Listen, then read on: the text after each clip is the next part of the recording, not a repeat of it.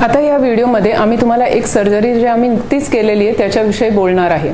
Main उद्देश हे की या सर्जरीमध्ये लॅप्रोस्कोपिकली म्हणजे दुर्बीणद्वारे करणं का गरजेचं आहे हे आम्हाला सांगायचं आहे। तर ही पेशंट 32 इयर्सची होती आणि ती पेशंट बॅक पेनसाठी डॉक्टर्सना दाखवत होती आणि रूटीन MRI मध्ये त्यांनी असं सांगितलं होतं की तिच्या पिशवीला गाठ आहे। मग जेव्हा आम्ही तपासणी केली तेव्हा ती गाठ पिशवीला नसून पिशवीच्या तोंडाला होती।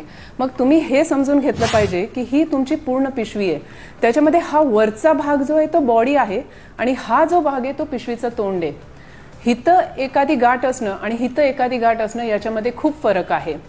हितं जे गाठ असतात ते काढणं सोपं आहे, त्याच्यामध्ये कुठल्याही प्रकारचे कॉम्प्लिकेशनची शक्यता होत नाही। पण जेव्हा सर्व्हिक्सला पिशवीच्या तोंडाला कुठल्याही प्रकारची गाठ असते त्याच्यामध्ये पिशवीच्या अगदी जवळून मूत्रवाहिन्या म्हणजे युरेटर जात असतात। मग हितं जेव्हा ती गाठ असेल तर फर्स्ट थिंग तुम्हाला आहे की तुम्हाला हे जे युरेटर आहे मूत्रवाहिन्या आहे ते तुम्हाला साईडला करायला पाहिजे। जर तुम्ही ते साईडला नाही केली तर हितं त्या युरेटरला इंजुरी व्हायचे चान्सेस हे खूप जास्त असतात। पेशंटने आम्हाला आग्रह केला होता की आमची ओपन सर्जरी करा, पण ओपन सर्जरीमध्ये प्रॉब्लेम हे असतं की एक तर तुम्हाला मॅग्निफाईड दिसत नाही, दुसरी गोष्ट हे जे अवयव असतात तुमच्या पोटात कुठल्याही प्रकारचं गॅस नसते, हे अवयव म्हणजे हे युरेटर अगदी जवळ असतं आणि ते तुम्हाला दिसतही नाही आणि त्याच्यामुळं हे युरेटर बाजूला करणं खूप डिफिकल्ट होऊन जाते।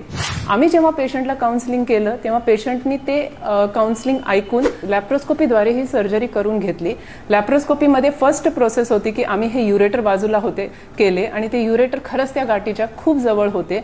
जर पेशंटनी ही सर्जरी ओपनरित्या केली असती तर 100% तिचे युरेटर्स डॅमेज झाले असते।